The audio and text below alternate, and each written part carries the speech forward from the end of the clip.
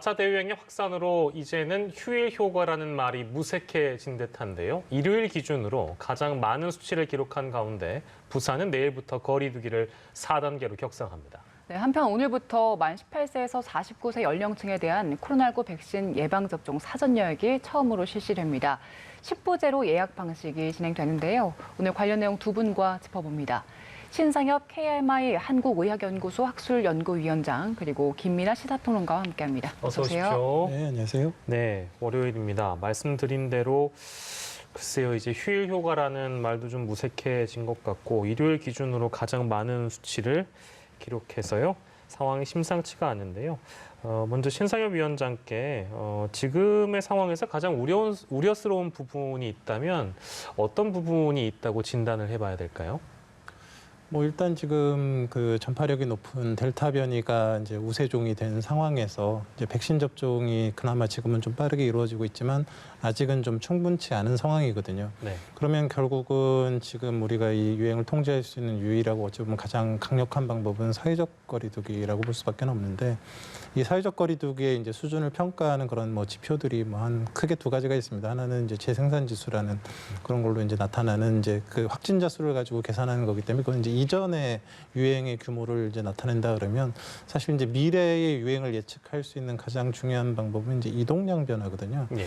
근데 지금 정부에서 이제 주로 최근에 발표하고 있는 이제 이동량 변화는 이제 그 휴대폰의 이제 이동량을 가지고 이제 수도권, 비수도권 이렇게 이제 나눠서 이제 많이 발표를 하고 있는데 이런 그 휴대폰으로 이제 측정된 그런 이동량도 이제 계속 증가를 하고 있는데 또 이제 저희 그 역학하는 분들이 많이 또 보는 변화 중에 하나가 이제 구글의 이동 추이 분석이라는 게 또 있습니다. 그래서 이건 좀 세분화가 돼 있습니다. 이제 소매점, 직장, 공원, 이렇게 식료품점.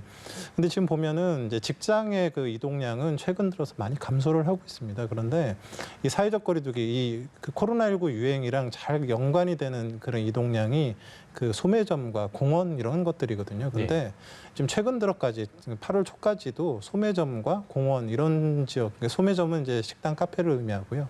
공원은 이제 일반 공원이나 해수욕장 이런 걸 의미하는데 이 휴가철과 맞물리면서 이런 지역에서 이동량이 계속 늘고 있습니다. 그래서 당분간은 지금의 유행의 추세가 지금 사회적 거리두기도 이렇게 충분하게 되어지지 않는 상황에서 좀 지속될 가능성이 높겠다라는 생각이 듭니다. 네, 말씀해 주신 대로 일단 이동량은 줄지 않았고 휴가를 다음 주까지라고 보면 휴가의 영향도 계속될 텐데 지금 이 정도 인원에서 확산세가 계속된다면 2,000명 넘는 상황까지 대비를 해야겠네요.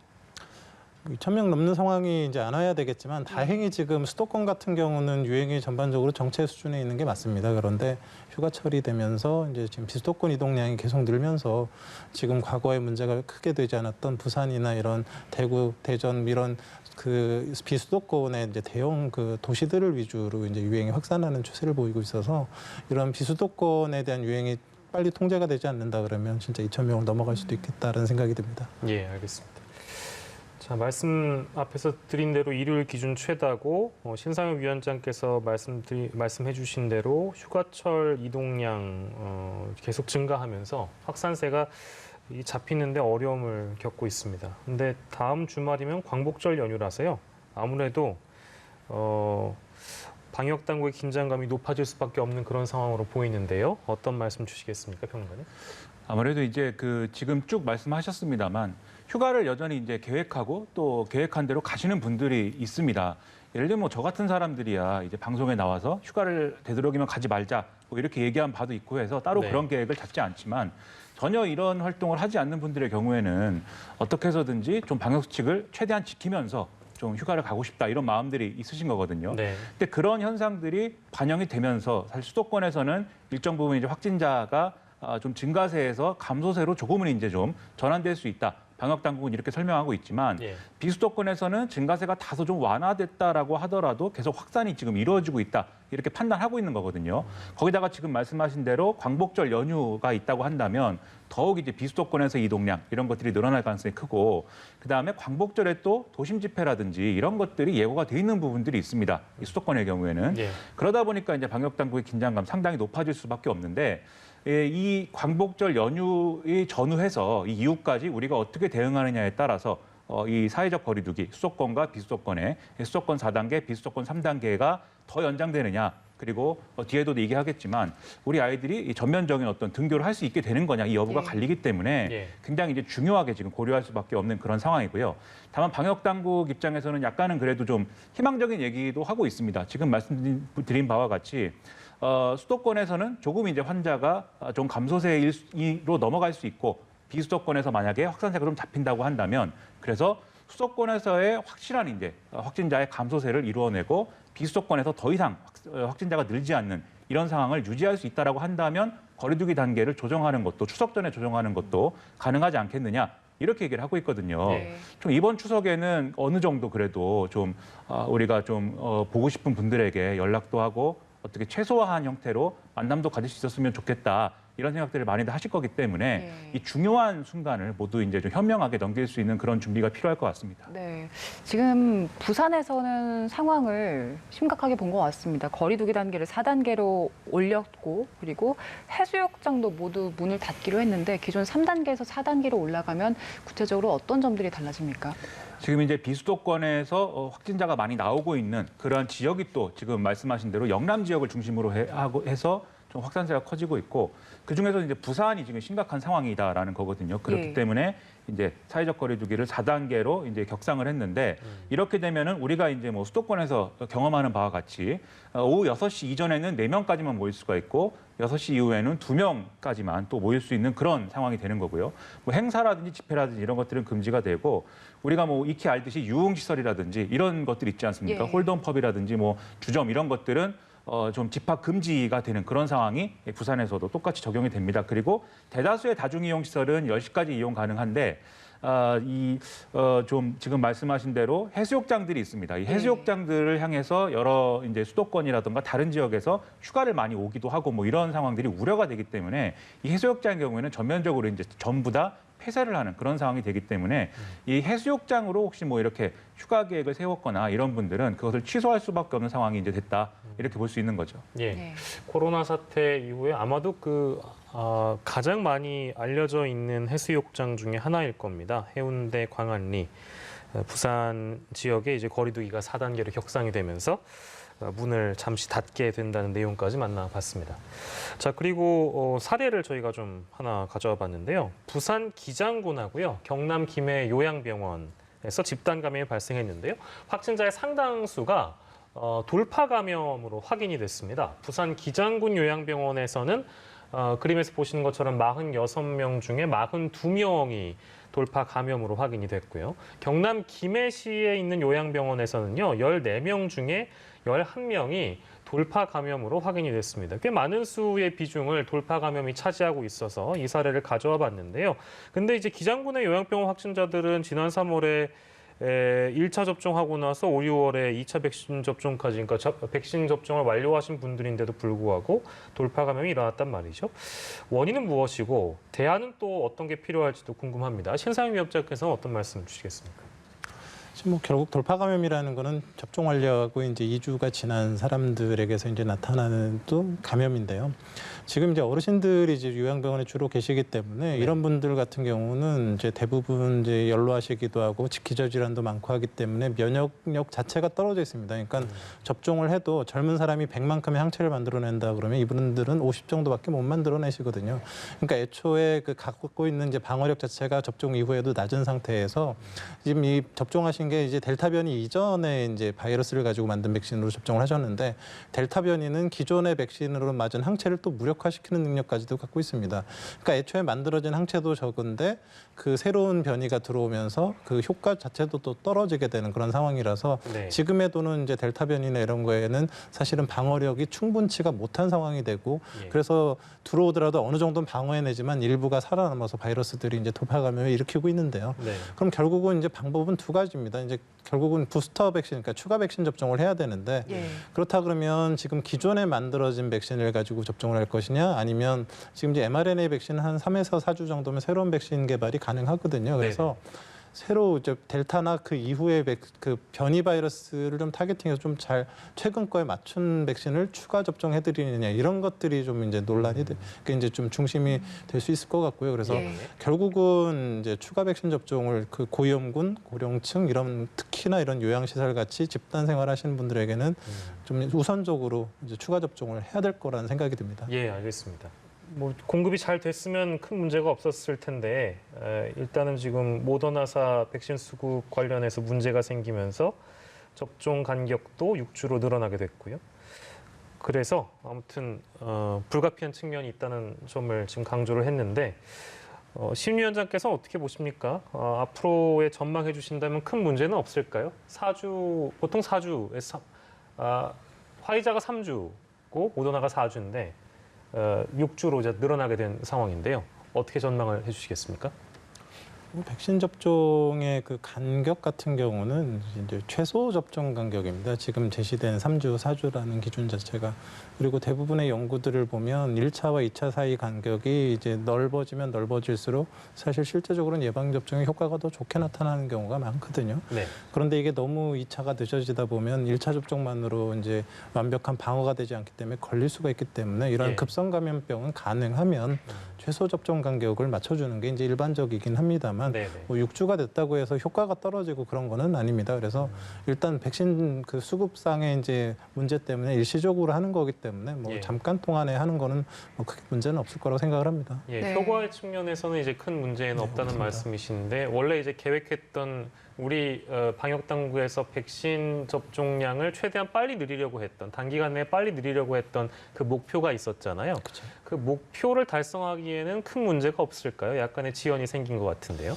지금 이제 그 모더나사에서 지금 얼만큼 빨리 그 공급을 해주느냐 이제 그게 첫 번째 이슈가 될 것 같고요. 두 예. 번째는 이제 우리한테 공급될 그런 백신 중에 하나가 노바백스 백신이 있습니다. 근데 이 역시도 원래는 이제 좀 빨리 이제 공급을 받으려고 했는데 지금 임상 그 승인 자체가 좀 네. 그 지연이 되고 있는 부분들이 있어서 예. 그런 모더나 노바백스 백신이 얼만큼 빨리 들어오느냐에 따라서 얼만큼 빨리 우리가 이제 예방 접종률을 올릴 수 있느냐 이런 부분들이 추후에 결정될 것 같습니다. 예, 예, 알겠습니다. 알겠습니다. 네, 김민하 평론가께서는 이번 브리핑을 일단 어떻게 보셨습니까? 일단 뭐 우리가 코로나19라는 이런 뭐 팬데믹 상황을 사실 처음 겪는 일이고 그다음에 백신을 거의 이제 뭐 1년 이상, 뭐 거의 2년도 안 된 이런 시점에서 다 만들어 가지고 지금 전 세계 공급을 하고 있는 것도 예. 상당히 이제 이례적인 그런 상황 아니겠습니까? 더군다나 모더나라는 회사는 여러모로 이제 대량 생산 기반이 충분치 않게 이제 갖춰져 있고 대부분 위탁 생산을 하고 있는 그런 과정인데다가 뭐 백신 원료 문제나 이런 것들이 같이 있었기 때문에 여러모로 이제 공급 차질이 또 빚어지는 것은 또 불가항력인 부분이 있습니다, 분명히. 네네. 그래서 그런 것을 좀 우리가 고려해서 이 상황을 봐야 되는데 다만 이제 우려를 할 수밖에 없죠, 당연히. 지금 이제 브리핑을 쭉 이제 들으셨지만 8월은 그럼 일단 모더나사 백신은 절반 정도가 이제 좀 불안정한 상황이 됐다라고 하지만 네. 그럼 9월에는 이제 상황이 개선되는 거냐? 뭐 최대한 노력하겠다라고 지금 얘기를 했지만 확답할 수는 없는 거거든요. 예, 예. 이런 상황인데다가 전 세계적으로 지금 이제 백신 공급 물량이나 이런 것들이 굉장히 유동적인 상황이 될 수밖에 없는 게 미국이라든지 그다음에 이제 뭐 유럽이라든지 지금 공식적으로 부스터샷의 필요성이나 이런 것들을 좀 강하게 이제 내비치고 있고 좀 이 굉장히 좀 빠른 시일 안에 부스터샷을 접종하는 그러한 시나리오로 갈 것으로 이제 예상이 되고 있지 않습니까? 예. 네. 그래서 이걸 두고 예를 들면 저개발 국가라든가 지금 상당히 소득이 좋지 않은 국가들의 어떤 백신 공급이나 이런 것들에 있어서는 양극화되는 거 아니냐 이런 불안감도 커지고 있는 상황이어서 예. 이 모더나 백신 수급이 이제 좀 일시적인 어떤 현상이라고 한다면 우리가 이런 좀 간격을 조정하고 그다음에 비는 부분을 화이자나 다른 백신으로 좀 메꾸고 이런 방법을 통해서 개선을 할 수가 있겠는데 그렇지 않고 앞으로도 수급 문제가 좀 이어진다고 한다면 상당히 이제 우리로서는 고민이 깊어질 수밖에 없는 그런 국면이 될 수밖에 없는 거죠. 그렇기 예, 때문에 예. 좀 이런 상황을 돌파하기 위해서는 결국은 이제 뭐 우리만 잘해서 되는 일이 아니기 때문에 예. 여러모로 국제적인 어떤 협력이나 이런 것들을 강화할 수 있는 이런 수단들을 강구를 해야 되는데 예. 그러기 위해서는 그야말로 우리가 이런 뭐 국내적으로 어떤 방역 대책의 수립이나 이런 뭐 거리두기의 강화라든가 이런 방역 수칙을 더 잘 지키는 이런 상황들도 중요하겠지만 결국 우리 정부 그리고 우리 좀 국가의 어떤 역할 이런 것들을 좀 더 적극적으로 이제는 좀 해야 될 그런 시기가 다시 한번 또 오고 있는 것 같습니다. 그렇습니다. 네. 백신 수급 문제는 계약한 국가 입장에서 이제 해당 제약사가 수급에 문제가 있다고 통보를 해버리면 불가피한 측면도 없지 않은 것 같은데요. 그리고 7월 그러니까 지난달이었죠. 지난달 말쯤에도 모더나사의 어떤 그 공급 일정 차질을 이제 우리 쪽에 통보를 했다가 그 다음 날에 또 김부겸 국무총리가 아니다, 다시 이제 제대로 들어올 거다라고 재개한다는 입장을 발표한 적도 있는데 아무튼 뭐 이런 뭐랄까요, 공급에 대한 문제가 반복적으로 아무튼 일어나고 있습니다. 예, 저희 교육부에서 브리핑 진행되는 내용을 토대로 해서 평가를 좀 부탁드려야 될 것 같은데요. 신상엽 위원장께서는 이 교육부의 브리핑 어떻게 보셨는지 일단 궁금하고 3단계 전면 등교, 4단계에선 3분의 2 이제 학급별로 좀 차이가 있겠습니다만 이제 그렇게 한다는 교육부의 방침인데요. 괜찮을까요? 일단 가능하리라 보십니까? 뭐 학생들의 뭐 학업 결손 뭐 이런 것들이 정말 뭐 중요한 문제이기 때문에 예. 교육부에서는 또 학생들의 그런 교육을 이제 우선시하는 부분에서 뭐 저렇게 이제 계획을 짤 수 있다고 생각을 합니다. 근데 네.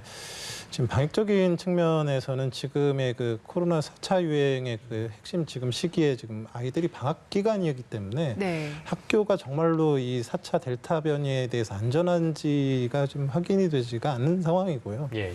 그리고 가능하다 그러면 뭐 이제 학교에 계신 선생님들이나 교육 종사자들이야 뭐 백신 접종이 이제 방학 동안에 진행이 됐지만 사실 학생들도 백신 접종이 사실 필요하다고 생각을 하거든요. 예. 그러니까 보도 안전하게 전면 등교를 하기 위해서는 학생들 백신 접종이 진행이 돼야 되는데 일단 지금 뭐 화이자 같은 경우는 12세 이상 이제 승인이 된 상태고 이제 한 9월 정도가 되면 6세 이상에도 승인이 날 예정이고 이제 11, 12월에 가면 6개월 이상 도 이제 백신 접종이 가능하게 이제 진행이 될 걸로 생각이 되는데 가능하다 그러면 학생들이 백신 접종을 한 이후에 전면 예. 등교나 이런 것들을 계획하는 것이 보다 좀 안전하지 않을까 뭐 이런 생각을 하게 됩니다. 네, 그런데 그간에는 학교를 가지 않고 학교 가지 않는 동안 뭐 학원에 보내거나 교습소에 보냈을 때 그때 감염이 확산될 우려가 있다 이런 지적도 있었거든요. 이 점에 대해서는 그럼 어떻게 봐야 될까요?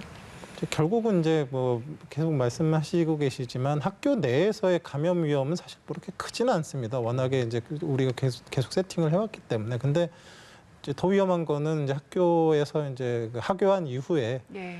뭐 이제 개별적으로 뭐 놀러도 가고 아이들이 교습소도 가고 이제 학원도 가고 하면서 그 과정에서의 이제 이런 문제들이 생기게 되는데 지금 뭐 사회적 거리두기 4단계긴 하지만 등교 이후 그러니까 학교 이후에 그런 관리들이 사실은 쉽지는 않거든요. 예. 그래서 학교가 괜찮다고 다 괜찮은 건 아니고 아이들의 동선 전체가 다 괜찮아야 되는 상황이라 그러는 이어야만 하는데 충분치가 않다 그러면 아이들에게 백신 접종을 하는 게 예. 사실은 우선적으로 좀 돼야 되지 않을까 생각이 됩니다. 예, 그리고 이제 이런 결정을 내린 배경으로는 교육 종사자들도 학생들 다 포함해서 백신 접종에 대한 완벽한 마무리 이제 이게 또 어느 정도 전제가 돼야 된다는 게 있습니다. 이제 그거에 관련된 발표가 앞서서 있었는데요. 김민하 평론가께서는 또 교육부의 발표 어떻게 평가하시겠습니까?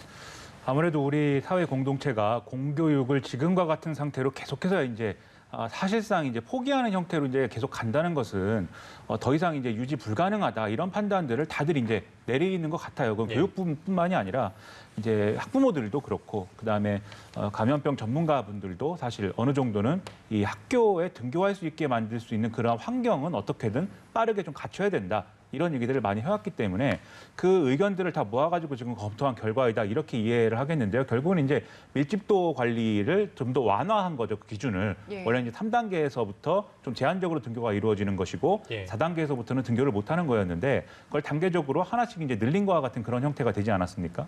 그래서 결국은 이제 밀집도 관리를 좀 더 이제 완화했다 이렇게 볼 수가 있겠는데 이렇게 좀 뭐 학교 상황이 지금 뭐 이전까지의 어떤 감염 사례들을 봤을 때 학교는 여러모로 이제 통제가 용이하고 통제가 용이하다고 하면 충분히 이제 감염을 감염을 줄일 수가 있다는 점이 분명하다라고 결론을 내렸다고는 하지만 지금 이제 말씀하신 대로 델타 변이 상황에서도 델타 변이가 확산을 주도하는 상황에서도 과연 그럴 것이냐 이건 여전히 의문인 상황이고 뭐 백신 접종도 당연히 중요하겠습니다만은 근본적으로는 좀 학교 현장이 바뀌어야 되는 부분도 있거든요. 지금 이제 화면에도 좀 나왔습니다만은 여전히 이제 우리 하나의 교실에 많은 학생들이 밀집해서 수업을 받아야 되는 그런 환경 자체는 이제 유지가 되고 있는 그런 상황인데다가 또 일상적인 학교 생활 자체가 여러모로 취약한 부분들이 있는 거 아니겠습니까? 많이 보완을 하고 있지만요. 예. 그래서 이런 것들을 어떻게 개선할 것이냐, 이 학급 밀집도를 어떻게 줄일 것이냐 여기에 추가적으로 어떤 것들을 할 것이냐 이런 것들에 대해서 논의는 진행이 됐는데 예. 지금 그런 것들을 이제 그런 문제들을 해소할 어떤 과제랄까 이런 뭐 준비나 이런 것들은 좀 장기적 과제로 지금 잡혀 있는 그런 상황이거든요. 그래서 되도록이면 좀 이런 부분들에 있어서도 여러모로 방역 관리가 제대로 될 것이냐에 대한 불안감이 학부모들도 그렇고 지금 이렇게 사회 일반적으로 학교에 대해서 남아 있는 만큼 뭐 이런 부분을 어떻게 줄일 것이냐, 이런 불안감을 어떻게 줄일 것이냐에 대해서 세부적인 어떤 방역 지침이나 이런 것들을 좀 잘 짜야 되는 상황이고 그런 부분에서 기대에 부응할 필요가 있겠다라는 생각입니다. 예, 그렇습니다. 특히 이제 학생들 백신 접종은 뭐 해외 사례 등을 또 분석해서 차후에 구체화된 계획을 내놓겠다고 하니까요. 그 발표를 또 지켜보시도록 하겠습니다. 오늘 코로나19 상황은 여기까지 짚도록 하겠습니다. 김민하 평론가는 이어지는 이슈큐브 더 함께해 주실 거고요. 신상엽 위원장은 여기서 인사를 드리도록 하겠습니다. 고생하셨습니다.